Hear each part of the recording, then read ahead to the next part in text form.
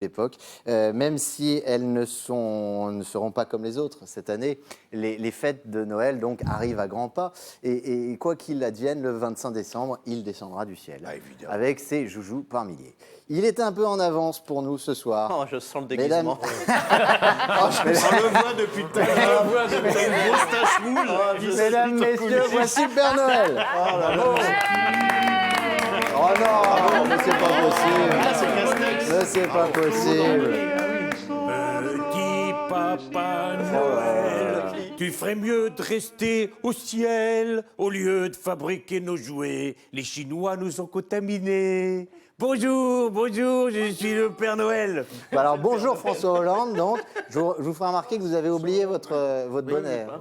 Oh, ben c'est vrai, je suis cucu. Oh, ben non, ça ne change pas de d'habitude, mais non, mais je suis idiot alors. J'ai oublié de mettre mon bonnet rouge à pompons. Pourtant, j'aime bien les bonnets rouges à pompons. Quand j'étais au Parti Socialiste, on m'appelait le Bénet Rose. Et on disait toujours, celui-là, c'est le pompon. Mais là, c'est la fin de l'année. J'ai fait des blagues à la portée de tous. Ah ouais. J'ai oublié mon couvre-chef. Je me sens un peu comme Jérôme Salomon. Oui. Je n'ai pas de masque et je refuse de porter le chapeau. Je l'aime bien, Jérôme Salomon. À tes souhaits, Régis.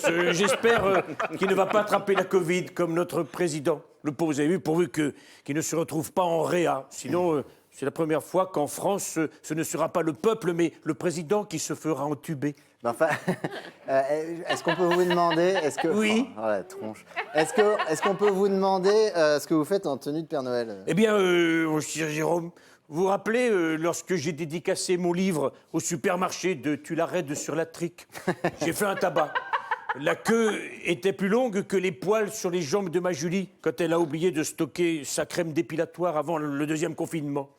Du coup, le patron m'a demandé de revenir pour faire le Père Noël dans son magasin. Et comme je n'ai rien à faire et que je m'emmerde comme un rat mort, j'ai accepté. Voilà, si vous avez besoin d'un Père Noël, je suis là. Et vous allez distribuer des cadeaux aux enfants? Ah non. Non, non, parce que depuis qu'Édouard Philippe les a confinés, maintenant les enfants, ils ont peur des barbus.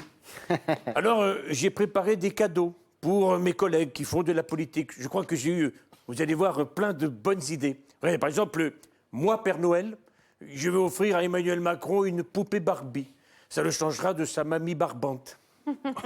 Moi, Père Noël, je vais offrir à Jean Castex des cours de pêche. Parce que dans son gouvernement, tout le monde pousse le bouchon trop loin. Et du coup, lui, il n'arrive plus à tenir sa ligne.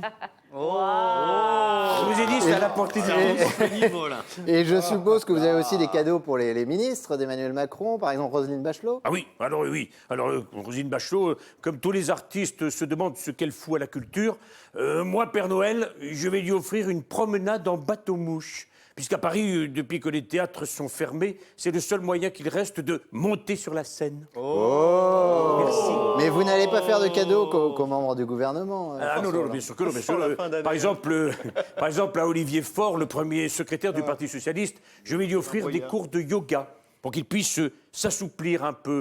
Vous l'avez vu, on dirait un poteau. D'ailleurs, au PS, on l'appelle le poteau rose. Je fais un carton. Et pour finir, François Hollande, vous avez pensé à vous faire un cadeau pour vous? Bien sûr, et aussi à Julie. Je voulais lui offrir un flacon de parfum, mais je vais plutôt lui offrir un flacon de K2R. Comme ça, elle pourra nettoyer ses robes quand elle se salit. Et la seule grosse tâche qu'elle sera obligée de garder, c'est moi. Merci. Et puis, je voudrais aussi vous donner votre petit cadeau à vous. Oui, comme c'est la fin de l'année. C'est gentil. Oui. Regardez, c'est une papillote. Oui, c'est une petite papillote parce que, comme elle, vous êtes une petite douceur. Merci. Coiffée comme un pétard et vous racontez des blagounettes. Alors c'est très gentil, mais juste, elle date de quand, la papillote? 1855. Ah oui, c'est ça. Et alors pour vous, alors? Ah oui, alors pour moi, je vais m'offrir un assortiment de strings. Parce que pour les prochaines présidentielles, je vais essayer d'utiliser toutes les ficelles pour tenter de refaire mon trou. Sur ce, tu ne peux pas finir l'année là-dessus. Je souhaite de bonnes fêtes à tous les amis. Je ferai peut-être tout le monde. Sachez qu'on rigole, mais j'étais très content de revenir pour cette dernière revue de presse, vous faire le coup du Père Noël. Alors qu'à l'Élysée, durant 5 ans, je vous ai fait le coup du Père François. Heureusement que je n'ai pas fait le roi mage, parce que même avec l'étoile du berger pour me guider, j'aurais jamais réussi à trouver mon chemin. Voilà, merci. Merci, monsieur. Et bonne fin d'année. Merci, monsieur Hollande. C'est par là. C'est par là. C'est par là. François Hollande, Michel Guidoni. Merci, François Hollande. Et Michel Guidoni. Alors, je le rappelle, avant de se quitter, donc